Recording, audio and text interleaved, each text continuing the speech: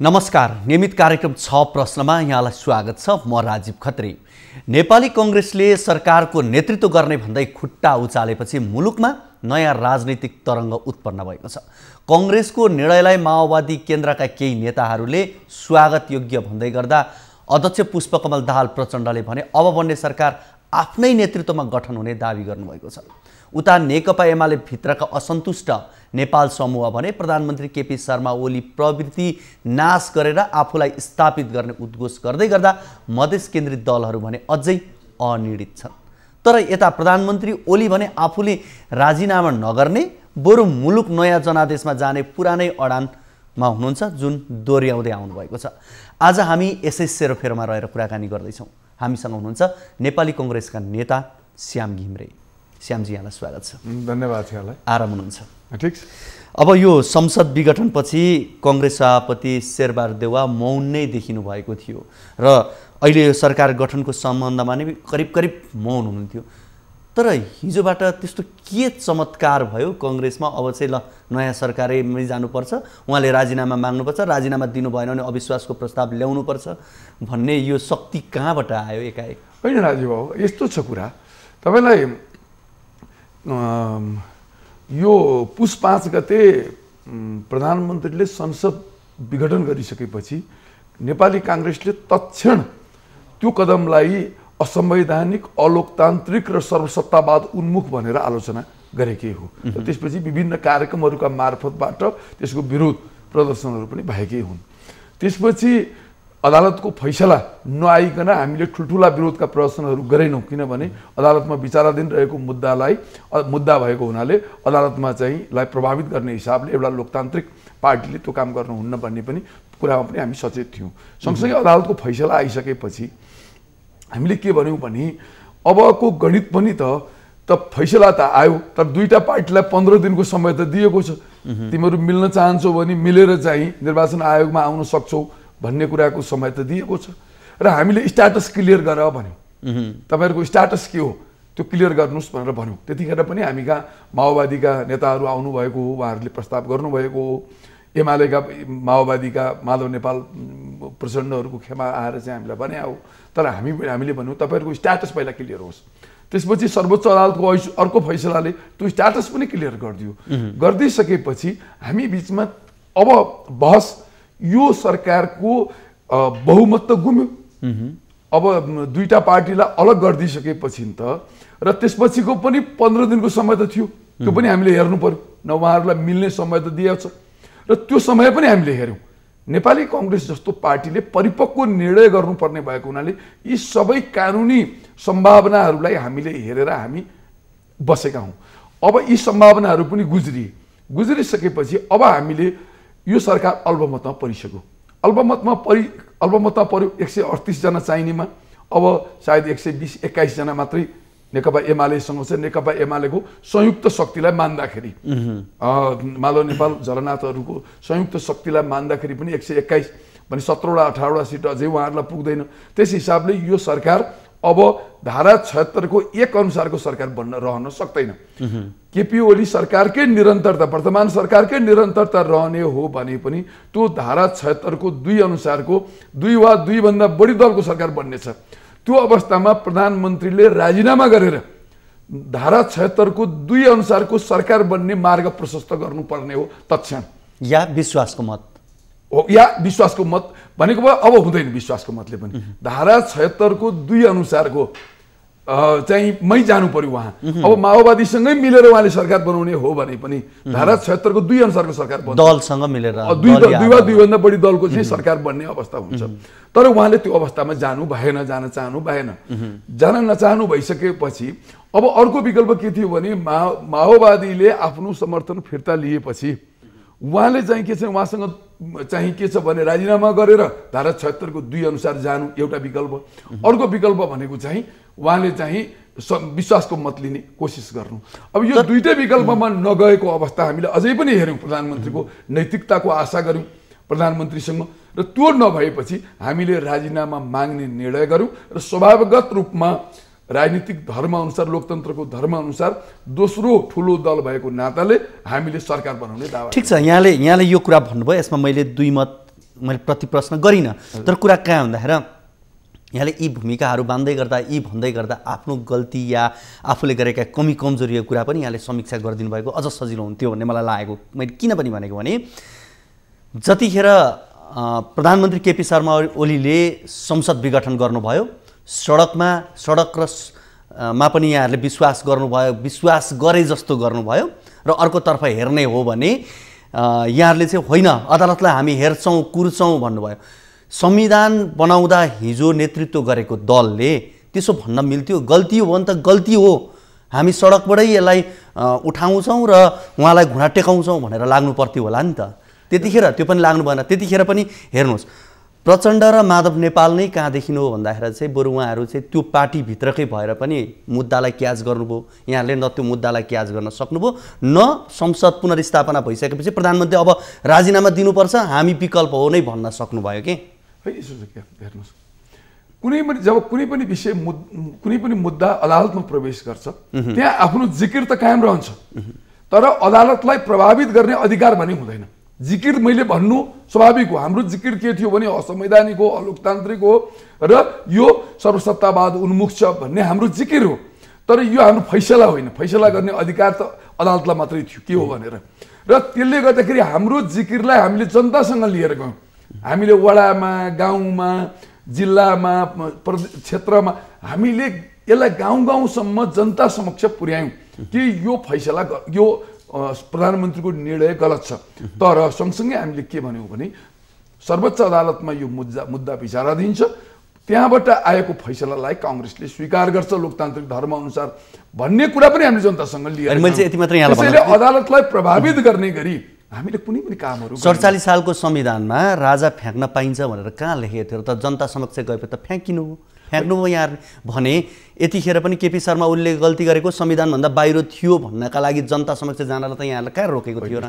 रोकेको थियो। परिस्थिति एउटा भिन्न थियो। त्यहाँ लोकतन्त्रै समाप्त भएको अवस्था, राजाले लोकतन्त्रै समाप्त गरेर नयाँ नयाँ प्रधानमन्त्रीहरू निर्माण गर्दै गरेको अवस्था र त्यो भिन्न परिस्थितिको एउटा निर्माण भएको थियो र त्यो बेलाको परिस्थिति भिन्न थियो। आजको परिस्थितिमा उनले नयाँ निर्वाचन यो संसदलाई विघटन गरेर नयाँ निर्वाचनको घोषणा गरेको अवस्था थियो।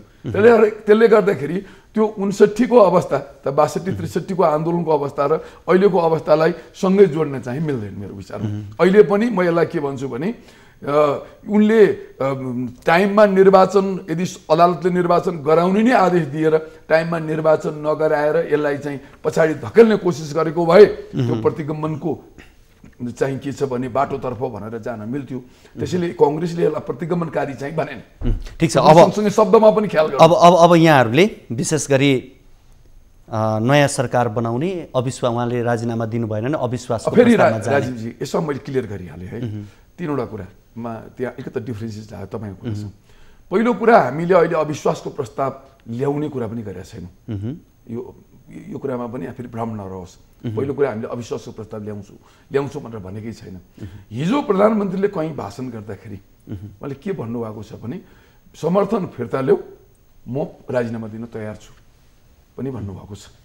हेर्नुहोस् है त, हिजै मैले उहाँको चाहिँ भाषण सुने कि उहाँले चाहिँ समर्थन फिर्ता लिन्छु, माओवादीले फिर्ता लियोस् न, बा सडकबाट राजीनामा मागेर कहाँ राजीनामा दिन्छु र म फिर्ता लिएर त म राजीनामा दिइहाल्छु नि भन्नुभएको छ।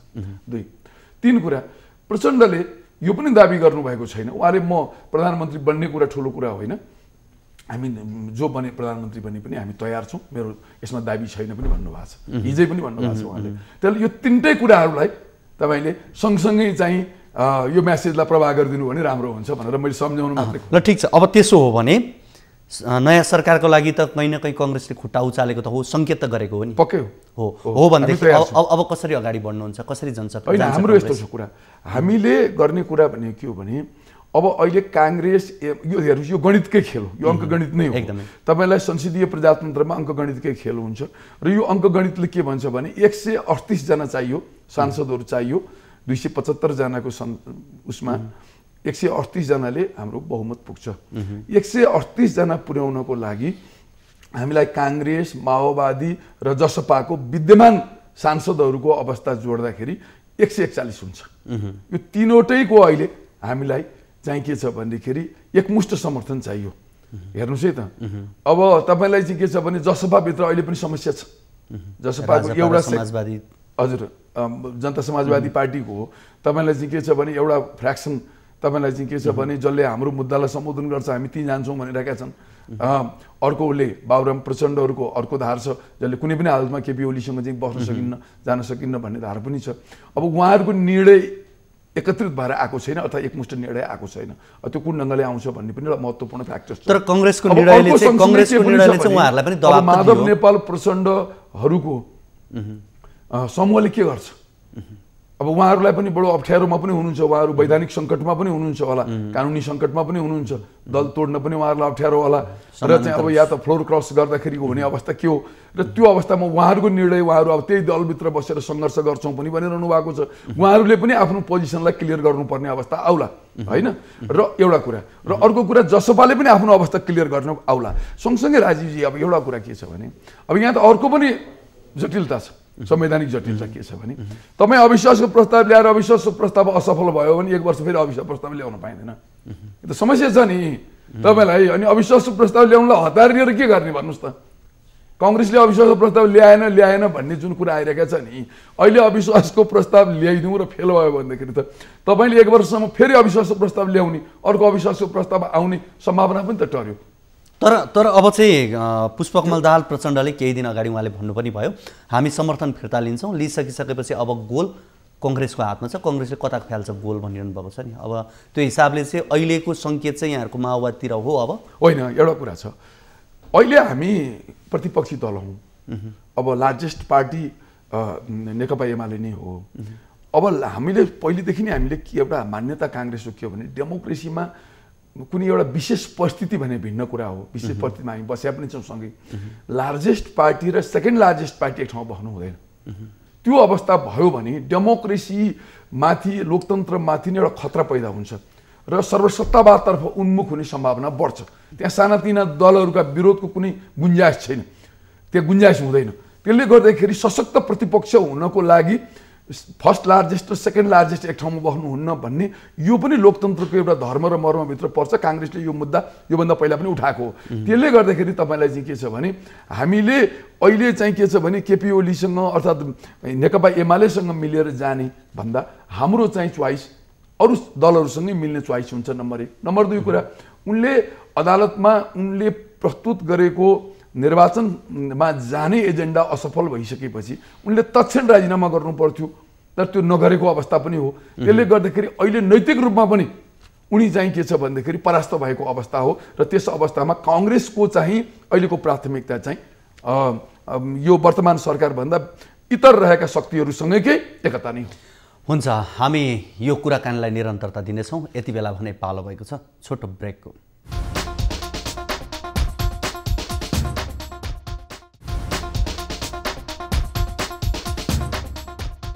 आजको छ प्रश्नमा हामी कुराकानी गरिरहेका छौँ नेपाली कांग्रेसका नेता श्याम घिमिरेसँग। श्यामजी, अब सुरुको समयमा हेर्ने हो भने अदालतले फैसला गरे लगत्तै सरकारमा जान कहीँ न कहीँ उत्साहित देउवा देखिनु भएको थियो। त्यतिखेर रामचन्द्र पौडेल लगायतका नेताहरू सरकारमा जानु हुँदैन, देउवा झन् जानु हुँदैन भन्ने जस्तो उहाँहरूको देखिन्थ्यो। तर अहिले ठ्याक्कै उल्टो देखियो परिस्थिति। अहिले चाहिँ रामचन्द्र पौडेल लगायतका नेताहरू चाहिँ सरकारमा जानुपर्छ भन्नेमा हुनुहुन्छ, तर देउवा चाहिँ अलिकति अनिच्छुक जस्तो देखिनु भएको छ। यो के हो कारण, किन यस्तो युटर्न भयो? होइन, अब यो चाहिँ अलिकता के छ भने अब रामचन्द्र दाईहरूलाई सुरुमा अब के थियो होइन, अब शेरबहादुर देउपा 4 चोटि प्रधानमन्त्री भएको, यो प्रधानमन्त्री कसरी बनिन्छ, कसरी हुन्छ, यो गणितीय खेलहरू कसरी बन्छन् बिग्रिन्छन् भन्ने कुराको बारेमा अलिकति जानकार रामचन्द्र दाईभन्दा बढी जानकार हुनु स्वाभाविक कुरा हो, अरूभन्दा बढी जानकार हुनु। अब त्यसले गर्दाखेरि उहाँले यो सब कुराहरू हेरिरहनु भएको थियो कि परिस्थितिहरू कसरी बन्लान् कसरी बिग्रेलान् भन्ने कुरामा। अब त्यसले गर्दाखेरि उहाँ धेरै उत्साही पनि हुनुहुन्न थियो र धेरै निरुत्साहित पनि हुनुहुन्न थियो। उहाँको बारम्बारको कुरा मलाई मेरो बुझाइ अनुसार सभापति देउवाको बुझाइ चाहिँ यो हामी सरकारमा हतारिएर जाने अवस्था छैन, किनभने हाम्रो गणितीय अङ्क चाहिँ असाध्यै कमजोर छ। 138 मा हामी जम्मा अहिलेको 2 जना सांसद निलम्बन शुद्ध गर्दाखेरि जम्मा 61 जना मात्रै हाम्रो संसदमा हाम्रो उपस्थिति छ, त्यसले गर्दा यो सङ्ख्या साह्रै झिनो छ, यसले हामी उत्साही हुन पनि आवश्यक छैन। तर राष्ट्रिय राजनीतिले माग्यो र त्यो आवश्यकता हो भने कङ्ग्रेस पछाडि पनि सर्नुहुन्न भन्ने कुरामा उहाँ दृढ हुनुहुन्थ्यो। अब अलिकता रामचन्द्र दाईहरूको कुरामा चाहिँ मलाई के लाग्छ भने उहाँहरूले अलिकति त्यो गणितीय कुरा, समीकरणका कुराहरूमा त्यति चाहिँ उहाँहरू प्रधानमन्त्री नभएको, सत्ता राजनीतिको बारेमा धेरै जानकार नभएको हुनाले त्यो उहाँहरूको बुझाइ चाहिँ अलिकति कम भएर उहाँहरू सुरु यो आजको पनि उहाँहरूको उत्साह बढी देखाएको छु मैले त्यस्तो चाहिँ पार्टीभित्र कुनै किसिमको चाहिँ नकारात्मक सोचबाट त्यो भएको जस्तो त लाग्दैन। अब सुरुमा अलिकति कुराहरू उहाँको चाहिँ सरकारमा हामीलाई प्रतिपक्षको म्यान्डेट हो भन्ने कुरा आएको हो, तर अब अहिले आएर चाहिँ सरकारमा जानुपर्छ भन्ने कुरामा उहाँहरू आइरहनु भएको छ। तर त्यो कुरामा मलाई अरू निहित उद्देश्य त होला जस्तो लाग्दैन, तर अलिकति सत्ता राजनीतिको खेलमा चाहिँ बारेमा अलिकति जानकारी कम भएर पनि। अब यो जनताले 2/3 नजिकको बहुमत कम्युनिस्ट सरकारलाई दिएको थियो, तर उनीहरूले अपमान गरिसकिसकेपछि अबको कहीँ न कहीँ यसको सहानुभूति कङ्ग्रेसतर्फ नै हुन्छ। त्यस कारणले अब यो 1.5 वर्ष सरकार गएर चलाउनुभन्दा 1.5 वर्ष गएपछि काङ्ग्रेसको हालत पनि उही हो र हामी नेपालीहरूको धेरैको बानी बिर्सिने पनि हुन्छ। त्यस कारणले गर्दाखेरि यो 1.5 वर्षमा कङ्ग्रेस पतित हुन्छ, बरु सरकारमै नजाउँ भन्ने कुरा धेरै कङ्ग्रेसमा चाहिँ भएको हो। होइन, यस्तो छ कुरा, हामीले अर्ली इलेक्सनको बारेमा त एउटा प्रतिपक्षी दलको धर्म पनि हो यो शीघ्र निर्वाचन होस्, किनभने हामीहरू त एकदमै कम छौँ। मैले भनिहालेँ 138 सिट सरकार बनाउन चाहिनेमा हामीसँग जम्मा 61 सिट भएको पार्टीले हामीले चाँडो शीघ्र निर्वाचनको कामना गर्नु र उनीहरू अलिकति विभाजन पनि भएको बेला र कम्युनिस्ट पार्टीप्रतिको नेगेटिभ धारणा, उनीहरूले यत्रो जनताले म्यान्डेट दिएको, विश्वास गरेको कुरालाई अपमान गरेको, त्यो सञ्चालन गर्न नसकेको, असफलता देखिएको अवस्थामा काङ्ग्रेसले यो निर्वाचन चाहनु स्वाभाविक हो। हामी अर्ली निर्वाचन चाहन्छौँ। अब रह्यो कुरा, अब राष्ट्रिय आवश्यकताले हामीले यो 1.5 वर्ष सरकार चलाउनु पर्ने अवस्था आयो भने पनि हामी त्यो कारणले पछाडि हट्दैनौँ। अब रह्यो कुरा तपाईँले भने जस्तो कुरा, अब यो डेमोक्रेसीको बडो लामो हिस्ट्री छ। हेर्नुहोस्, यो डेमोक्रेसी आफ्नै अभ्यासहरूबाट सिक्ने कुराहरू छन्। हामीले पनि 30 वर्षको यो अभ्यासमा धेरै कुरा सिक्यौँ, धेरै कुराहरू हामीले पनि भोग्यौँ। अब हामीले पनि धेरै कुराहरूबाट ज्ञान पनि ल्याएका छौँ। त्यसले गर्दाखेरि अब पुराना विगतका गल्तीहरू नदोहोरिएलान् भन्ने आशा गर्छौँ। त्यसले गर्दाखेरि अब गल्तीहरू दोहोरिएलान् भनेर सरकारै नबनाउने, सरकारमै नजाने भन्ने कुरा त छैन, तर पुराना गल्तीहरूबाट सिकेर नयाँ अनुभवबाट चाहिँ के छ भने राज्य सत्ता सञ्चालन गरेर आगामी 2 वर्षकै सरकारको नेतृत्व गरेर जानुपर्ने अवस्था आयो भने पनि काङ्ग्रेस तयार रहन्छ, रहनु पनि पर्छ र रहन्छ पनि। र तत्काल निर्वाचनमा जाने अवस्था आयो भने पनि काङ्ग्रेस त्यसको लागि तयार छ। दुईटै अवस्थामा काङ्ग्रेस। अब जस्तो काङ्ग्रेस हेर्ने भने विगतमा हेर्ने भने रातारात समीकरण मिलाउन सक्ने, आफ्नो पक्षमा ल्याउन सक्ने स्वभावको थियो, तर अब अहिले पछिल्लो समय समीकरण कसले मिलाइदेला भनेर कुर्नुपर्ने, पर्खिनुपर्ने, माओवादीले फिर्ता लिदिनुपर्ने, विश्वासको मत फिर्ता लिदिनुपर्ने, यो अवस्था कङ्ग्रेसमा कसरी आयो? यो अवस्थाको कङ्ग्रेस देख्दा कस्तो लाग्छ? एउटा कुरा तपाईँलाई भन्नु, सिधा कुरा भन्ने हो भने अलिकता हाम्रो सरकार बनाउने कुरामा अनिच्छा जस्तो पनि देखिएको हो कि भन्ने कुरा आम जनमानसमा आशंका पनि आएको। यसमा अलिअलि सत्यता पनि हो, किनभने हाम्रो गणितीय सङ्ख्या साह्रै कमजोर भएर पनि हो।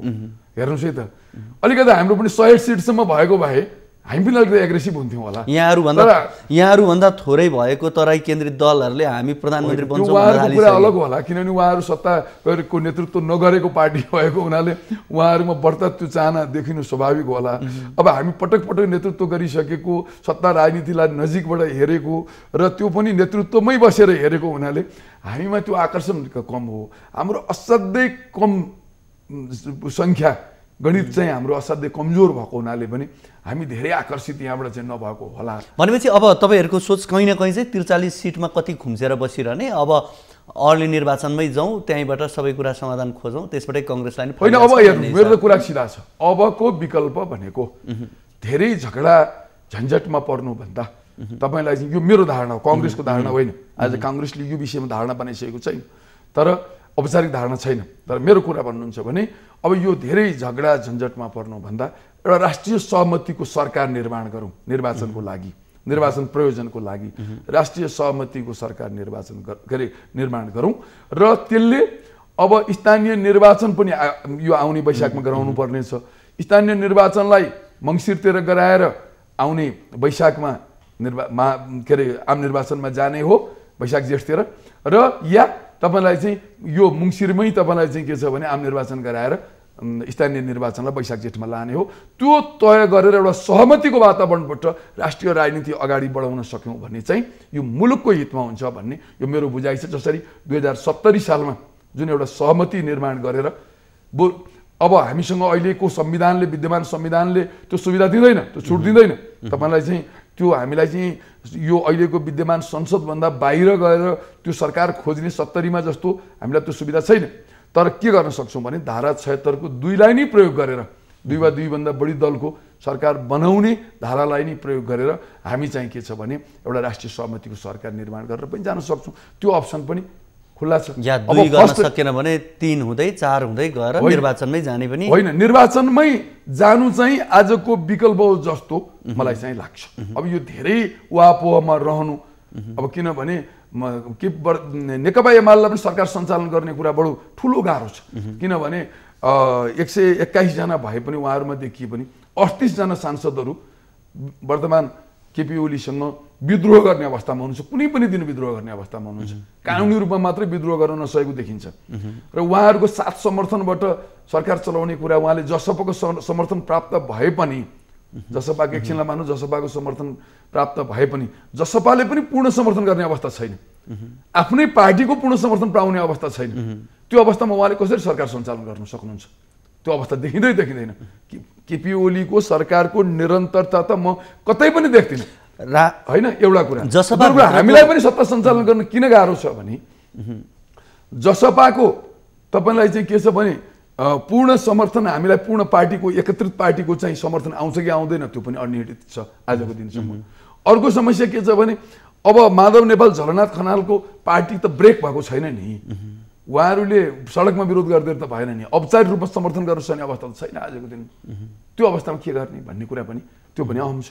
त्यसलाई सबैको लागि यो जटिल छ होइन। माधव नेपाल झलनाथ खनालजीहरू त उहाँहरू त चेप्पोमा पर्नु भएकै छ होइन। उहाँहरू त बडो असजिलोमा हुनुहुन्छ, सबभन्दा असजिलोमा त उहाँहरू नै देख्दैछु म होइन। सबैजना असहज छन् भने यो असहजतालाई सहज बनाउने राष्ट्रिय राजनीतिको निकास के हुन सक्छ त भन्नेतर्फ पनि गम्भीरतापूर्वक सोचेर त्यसो हो भनेदेखि अब यहाँहरू पनि निर्वाचनमा जान चाहने नै, प्रधानमन्त्री पनि निर्वाचनमा जान चाहने नै, अब परिस्थिति पनि घुमिफिरी अब यो असहजता बढ्दै जाँदा रोकिएको चाहिँ के कारणले त अब निर्वाचनमै जाउँ न त भन्ने कुरा रोकियो चाहिँ केले होइन? त्यो गाह्रो छ। अब यो चाहिँ के छ भने तपाईँलाई चाहिँ रोकिन त अब राष्ट्रिय राजनीतिले माग गरेपछि धेरै समय नरोकिएला होइन। त्यतातिर जाने जस्तो मैले केपी ओली सरकार सञ्चालन गर्नै नसक्ने। अब हाम्रो त अवस्था एकदमै कमजोर अवस्था छ, संसदको गणित चाहिँ हाम्रो कमजोर छ भने हामीभन्दा पनि कम सिट रहेकाहरूको त झन् के अवस्था होला, उहाँहरूले नेतृत्व गरेर सरकार चलाउने कुरा त झनै गाह्रो होला। र त्यो परिस्थितिमा मैले यो कुराहरू भनेको, तर यो काङ्ग्रेसको निर्णय चाहिँ आधिकारिक निर्णय होइन। अब रह्यो कुरा तपाईँलाई के छ भने हामी चाहिँ अब हामीले राष्ट्रिय राजनीतिको निकास दिने मात्रै कुरा गरेको हो। यो निकास दिनको लागि हामीसँग चाहिँ विकल्पहरू के हुन सक्छन् त भन्दा यो पनि एउटा विकल्प हो भन्ने कुरा हो। र त्यो विकल्पको लागि पनि अन्तत्वगत सबैजना तयार हुनुपर्छ मानसिक रूपमा भन्ने पनि त्यो बुझाइ। हस्, यहाँको यो महत्त्वपूर्ण समय र संवादको लागि यहाँलाई धेरै धेरै धन्यवाद। र यहाँलाई पनि अभिव्यक्तिको अवसर दिनुभएकोमा धेरै धेरै धन्यवाद। दर्शकवृन्द, हामीले कुराकानी गऱ्यौँ नेपाली कङ्ग्रेसका नेता श्याम घिम्रेसँग। आजको कार्यक्रमको निर्धारित समय सकिसकेको छ। भोलिको कार्यक्रममा हामी नयाँ अतिथि र नयाँ विषयसँग रहेर कुराकानी गर्न आउने नै छौँ। तबसम्मका लागि बिदा दिनुहोस्। हवस् त, नमस्ते।